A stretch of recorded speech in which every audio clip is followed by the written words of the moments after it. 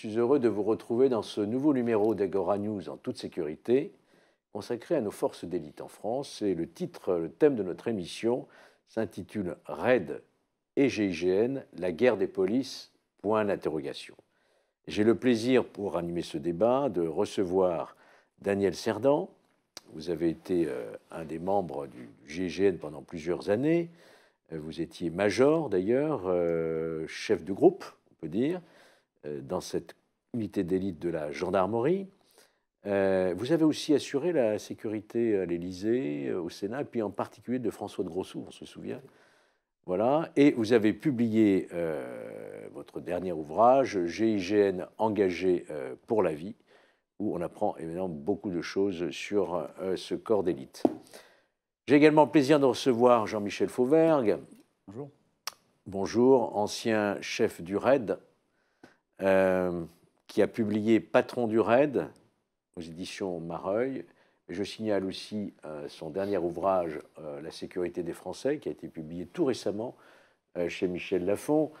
Jean-Michel Fauvergue, vous êtes aujourd'hui député de La République En Marche, membre de la commission des lois, vous êtes un élu de Seine-et-Marne, et vous avez donc exercé votre carrière professionnelle à la police nationale, vous avez été commissaire de police, et vous avez évidemment, et vous êtes là pour ça d'ailleurs, dirigé cette unité d'élite du RAID. De quelle année en quelle année? C'était de... Le RAID, c'était de 2013, de mai 2013 à mars 2017. C'est cela. Et vous avez notamment, vous êtes intervenu avec vos hommes sur des opérations extrêmement délicates. Mohamed Merah, vous n'y étiez pas sur Mohamed Merah. Mohamed Merah, ça s'est passé avant. C'était avant, oui. En 2012, effectivement. Vous avez commencé en 2013. 2013. Vous avez connu le Bataclan. Et vous avez Vincennes connu d'abord. Vincennes, l'Hypercacher, le Bataclan, et vous êtes intervenu aussi pour Saint-Denis et Magnanville. Voilà. Puis d'autres. Donc on est vraiment très heureux de vous recevoir. Vous faites partie de ces personnalités qui sont admirées des Français parce que vous prenez de véritables risques et que vous êtes des grands professionnels à la tête d'unités d'élite. Alors voilà la question, guerre des polices ou pas. Daniel Cerdan, d'abord, si vous voulez bien, présentez-nous rapidement d'abord le GIGN. C'est quoi le GIGN? Le GIGN, actuellement, à mon époque, nous étions 40, a été créé en 73 après les attentats de Munich. Et en 73, si vous voulez, on était une quarantaine et il fallait être polyvalent. La grande différence entre le GIGN du lieutenant Proutot et le GIGN à présent, c'est que nous étions une quarantaine et aujourd'hui, ils sont 380. Et à mon époque, donc, il fallait toucher un peu à tout. Il fallait être tireur d'élite, spécialiste exploit et tout. Et aujourd'hui, si vous voulez, ils ont fait des petites cellules qui sont extrêmement compétentes dans tous les domaines. Et qui sont répartis sur le territoire national. Voilà. Les antennes. Et en fait, pour dissiper un peu le malentendu de cette rivalité RAID-GIGN, en 72, donc Munich, 73, création du GIGN. Les GIPN ont été créés en 74. Suite à ces attentats. Donc il y avait sur Paris le 36 quai qui devait s'appeler, je ne sais pas si ça s'appelait déjà BRI. Oui, les anti-gangs de la BRI. Voilà. Oui. Et donc nous, le GIGN, nous étions sur le vous savez, police urbain, gendarmerie rurale, donc on avait nos compétences sur notre domaine. La police avait sa compétence sur leur domaine des grandes villes, donc GIPN et BRI. Et quand le RAID a été créé, donc si vous voulez, nous, ça nous a pas gêné dans le sens où le RAID intervient dans les zones urbaines, le GIGN. Donc, avait chacun sa compétence territoriale. Oui. D'ailleurs, je me rappelle de 89, malheureusement, ils ont eu 2 décès, Carzon et Feitzer, 2 policiers qui sont morts en intervention abattus par un terroriste. Et moi-même, on était 4 personnels du GIGN, on avait été à la levée du corps à Bièvre. Mais sincèrement, à cette époque, quand le RAID a été... j'ai pas senti de rivalité parce que chacun avait ses compétences. Alors peut-être, je pense, je ne sais pas, M. Fauvergue peut nous le dire, mais voilà, je pense qu'il y a peut-être une rivalité entre Paris, qui est un domaine réservé à la BRI, et le RAID, et a peut-être gêné les GIPN. Il y a une guerre des polices à l'intérieur des... A peut-être gêné les GIPN qui étaient en province, la BRI. Et sans ça, le GIGN, si vous voulez, avait ses compétences et le RAID, d'ailleurs, il y a des échanges. Donc le GIGN, la gendarmerie, plutôt compétences en milieu rural, et donc le RAID, police nationale, plutôt compétences en zone urbaine. C'est bien ça, Jean-Michel Fauvergue. Alors, comment vous pourriez rapidement nous présenter le RAID aujourd'hui? Alors, d'abord, la création des groupes d'intervention, César l'a dit, la création de ces groupes d'intervention spécialisés date d'après les attentats de Munich, donc 72. A été créé effectivement le GIGN, ont été créés les GIPN, que j'ai commandé aussi de 1994 à 97. Et la BRI qui s'est spécialisée aussi dans les affaires de forcenés, de preneurs d'otages sur Paris intramuros. Le RAID a été créé beaucoup plus tard, il a été créé en 1985, il y a un peu plus de 30 ans donc du coup, et il s'est profondément modifié en 2014-2015. J'avais une feuille de route, j'étais patron du RAID à l'époque, et j'avais une feuille de route d'absorption des GIPN, des groupes d'intervention de la police nationale, ce qui a été fait à la lumière des attentats que l'on connaît de 2015. Et maintenant, le RAID est une force d'intervention de la police nationale, en secteur police nationale, qui est implanté sur 11 sites. Donc le site principal, c'est Bièvre, là où il y a le RAID historique, et les anciens GIPN qui sont devenus des antennes du RAID. D'autres antennes se sont créées entre-temps, et en Outre-mer aussi, tout à fait récemment. Ce qui fait que sur la France métropolitaine, il y a 11 sites d'implantation. Sur l'Outre-mer, il y a 3 autres antennes RAID. Ce qui fait que le maillage du territoire est un maillage intéressant, important. On parlera sans doute, mais je ne veux pas trop parler sur le coup, du maillage GIGN et comment on peut matcher ces mailles. C'est toute la question, parce que quand on parle de guerre des polices, la rivalité en soi, ce n'est pas quelque chose de nuisible. Simplement, il ne faut pas que ça soit à l'encontre de l'efficacité de vos interventions.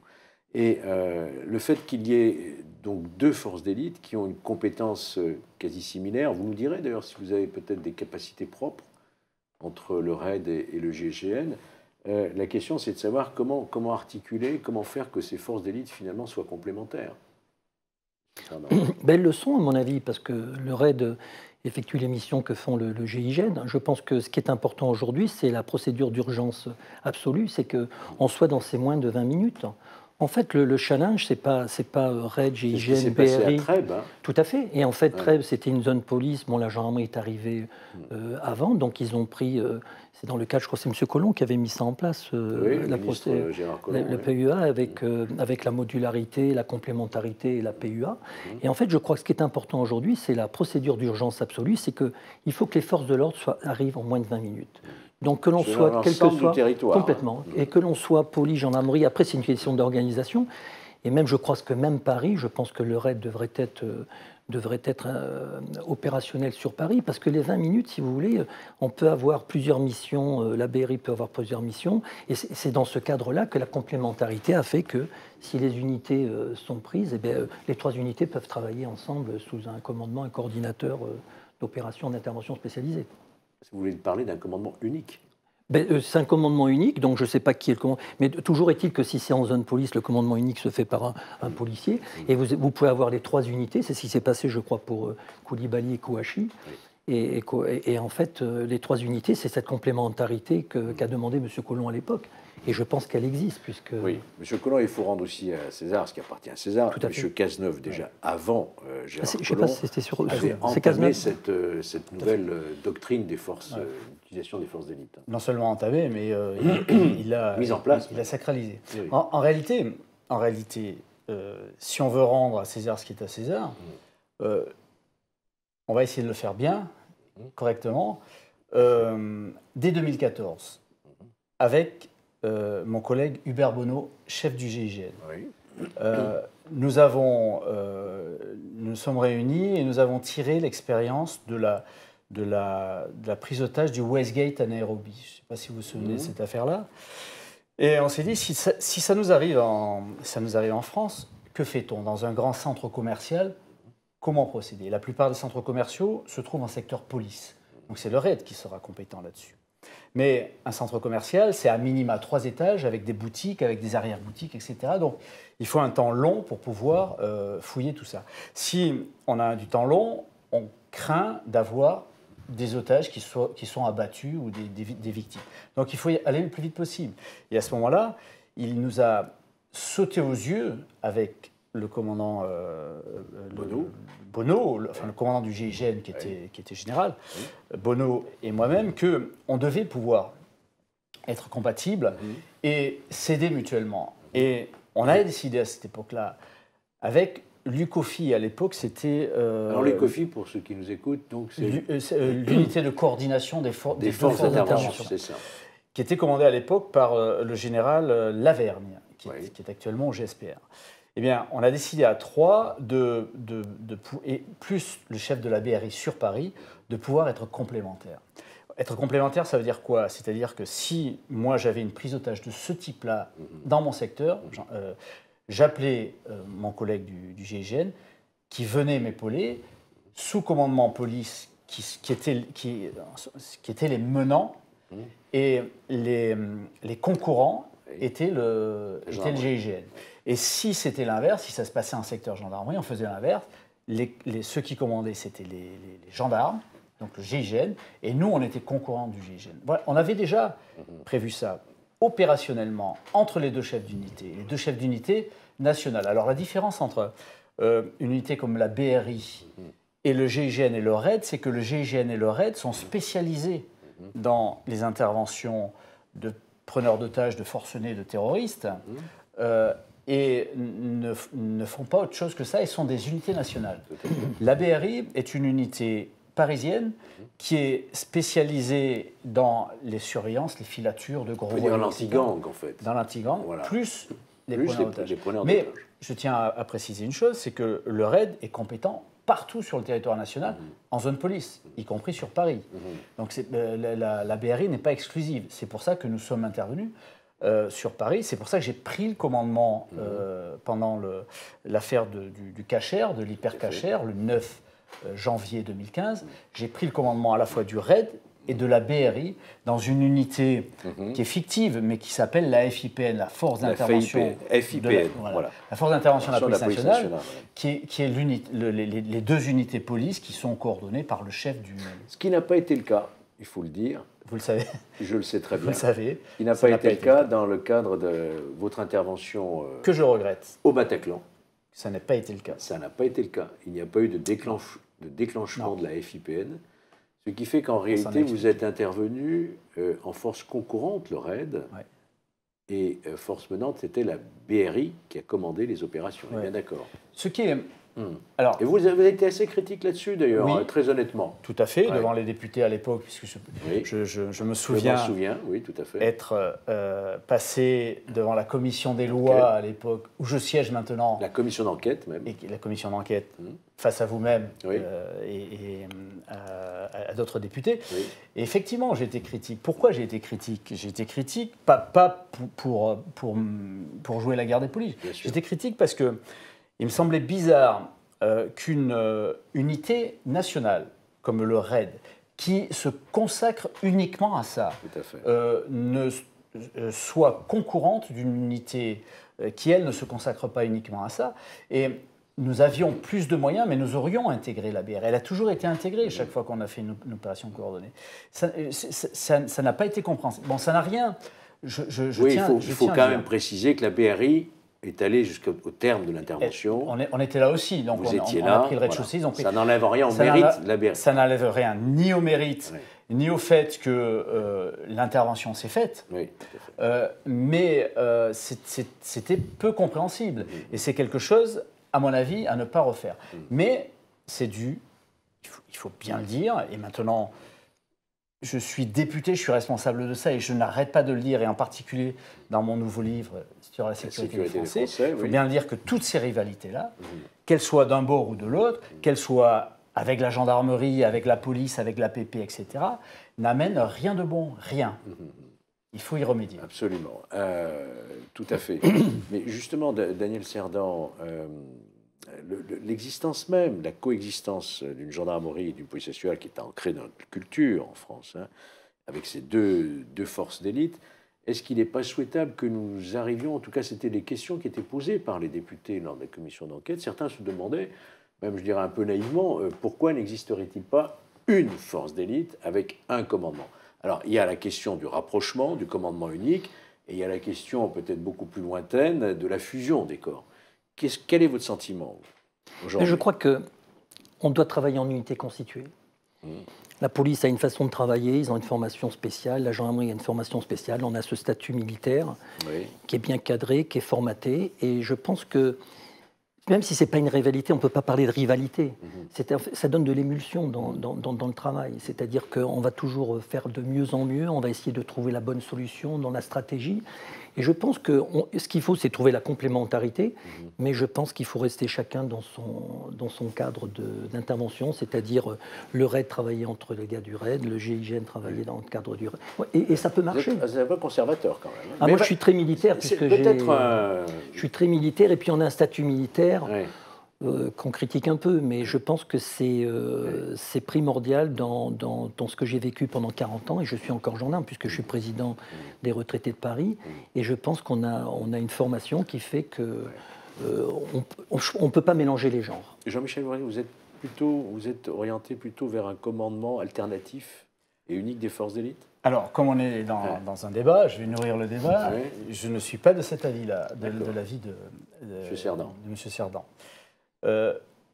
Je ne l'étais pas non plus quand j'étais chef du RAID.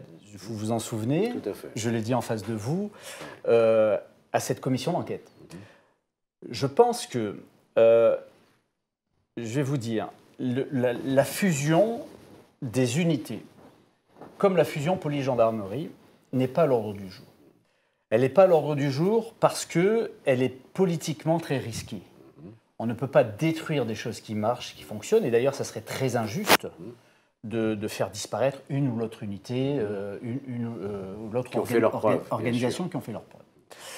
Par contre, les rivalités, le fait qu'il y ait 2, 3 unités, crée des problèmes. Elle crée des problèmes importants. Donc, à un certain moment, et non seulement des problèmes, mais aussi un déséquilibre entre les missions des uns et des autres. On l'a dit, le GIGN intervient en secteur rural et périurbain. La police intervient en secteur urbain. L'ensemble des affaires, et on l'a vu avec le terrorisme ces derniers temps, se situe en secteur urbain. Et le RAID est aussi une unité qui est en appui des arrestations difficiles des unités, des corps qui font des enquêtes. Et donc, on arrête non seulement les terroristes, mais on arrête aussi des dangereux malfaiteurs, des vendeurs de stupes, qui sont de plus en plus dangereux, etc. On intervient beaucoup. Vous intervenez en milieu pénitentiaire, éventuellement. Tout à fait. Et on est amené à refuser des interventions parce qu'on n'est pas assez nombreux. Pendant ce temps, on a un GIGN à côté qui pourrait faire ces interventions-là, y compris, et je le dis tout à fait honnêtement, y compris en secteur police. Mais pour ce faire, il faudrait qu'on ait un commandement commun. Commandement commun, c'est quoi? C'est l'idée que j'ai défendue comme chef du RAID, c'est l'idée que je défends depuis que je suis député. Et mordicus, je la défends, cette idée-là. Et je la défends dans mon nouveau bouquin aussi. Ça veut dire quoi? Ça veut dire avoir un commandement commun, policiers et gendarmes. À la tête, on met un policier ou un gendarme comme adjoint, un policier ou un gendarme. On alterne au bout d'un certain temps. Apprendre à vivre ensemble. Et qui est un vrai commandement et qui donne aux 2 unités qui vont coexister les ordres opérationnels. Vous allez intervenir à tel endroit, vous allez intervenir à tel endroit, et qui prend aussi à un certain moment le budget, la recherche, le développement. Parce que, qu'est-ce qui se passe en ce moment? En ce moment, je les connais, je les ai commandés, les gars du RAID qui disent « Oh, au GIGN, ils ont tel camion ou tel matériel, on veut le même, on veut plus, on veut... » On est dans une rivalité qui est bête et qui coûte de l'argent et qui coûte des fonctionnaires. Vous imaginez que sur Toulouse, on a une antenne RAID et une antenne GIGN. Je pense que c'est un peu idiot. Donc à un certain moment, il va falloir qu'on rationalise tout ça. Et là, c'est le député, et en particulier celui qui contrôle les budgets police et gendarmerie, puisque je suis rapporteur sur le budget police et gendarmerie, qui vous le dit. Mais non seulement au RAID et au GIGN, ça peut se faire, mais aussi beaucoup plus loin. Et ça, c'est une réforme importante à faire au ministère de l'Intérieur. Il faut travailler en unité, en direction, en direction de mission. Par exemple, prenez par exemple l'investigation. La police judiciaire aujourd'hui, c'est une grosse direction de la police nationale. Eh bien, créons une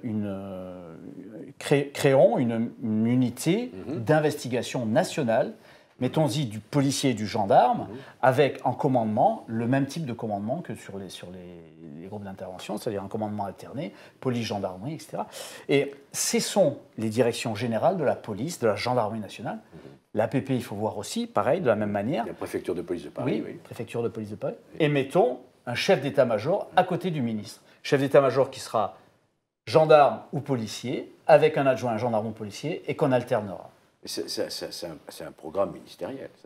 C'est une refonte, eh oui. C'est un programme qui est dans le dernier... ambitieux, mais très intéressant. Il faut tirer les conclusions. Mais ça reste dans l'idée que je vous avais dit, c'est-à-dire qu'on travaille en unité constituée. C'est ça. C'est ça qui est important, c'est qu'on travaille. En unité constituée. Et voilà, donc moi je suis tout à fait d'accord avec M. Fauvergue, mais les gens doivent travailler. Moi ce que je voulais vous dire, c'est qu'on ne peut pas mélanger les gens. C'est-à-dire que si on emploie le GIGN et on emploie le... Donc dans ce cadre-là... Oui, pour l'intervention, je suis d'accord.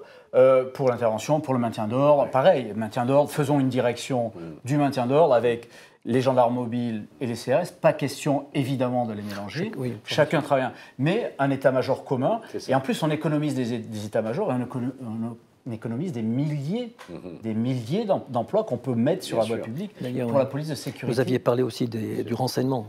Alors, sur le renseignement par contre, sur la police judiciaire, là, on peut mélanger. Moi, j'étais à la tête d'un office qui s'appelait l'OCRIES. C'était un office qui appartenait à la PAF et qui travaillait sur les réseaux de migrants clandestins et de trafic de migrants. Eh bien, à l'OCRIES, j'avais des policiers et des gendarmes. Et eux étaient dans les groupes d'enquête, mais on ne les reconnaissait pas. Ils travaillent de la même manière. Et sur le renseignement, je trouve que la gendarmerie sur le renseignement n'est pas assez présente. Oui. La police a interdit la porte du renseignement, a fermé la porte du renseignement à la gendarmerie. Les choses sont pas quand même, à mon avis, ça évolue. C'est en train d'évoluer. Doucement. Je dois vous dire qu'on a largement dépassé notre temps, mais vraiment c'est passé trop rapidement. Mais la conclusion, en vous écoutant l'un et l'autre, c'est que finalement, cette guerre des polices, c'est du fantasme. Je crois que vous avez répondu de par, même s'il y a évidemment quelques différences d'approche, vous avez répondu à travers vos explications qu'il y a complémentarité, il n'y a pas guerre des polices en réalité. C'est bien votre mot de conclusion, il n'y a pas de guerre des polices, il y a des polices qui ont besoin de travailler ensemble. Et puis l'intervention, c'est, ne prenez pas mal, le mot est peut-être un peu fort, c'est banalisé, c'est-à-dire qu'aujourd'hui un policier, un gendarme, c'est un primo-arrivant. C'est-à-dire qu'il interviendra, il y a les unités d'intervention, mais il y a les unités de terrain qui font qu'aujourd'hui, un policier, un gendarme, comme à Strasbourg, comme la place à Notre-Dame, le gars qui était avec un marteau. Si vous voulez, le danger est partout et le primo-arrivant, ce n'est pas forcément ni le RAID, la GIGN ou la BRI, c'est aussi le policier et le gendarme de terrain. La création des psychsabres, notamment, ça a été une avancée considérable. Vous voulez dire un dernier mot? Non, je crois que vous avez développé un programme très ambitieux. Ministre de l'Intérieur. Jean-Michel Fauvergue, et qui va sans doute dans le bon sens. Je pense qu'il faut qu'on récupère des effectifs pour travailler sur cette police de sécurité du quotidien et les verser au contact des citoyens. Parce que la police, la gendarmerie, ce sont deux corps qui ne doivent pas travailler entre eux et se comparer, mais qui sont au service des citoyens. Et voilà, quel beau mot de conclusion. Je vous remercie, c'était absolument passionnant, et je vous donne rendez-vous au prochain numéro d'Agora News en toute sécurité. Merci messieurs, au revoir. Merci.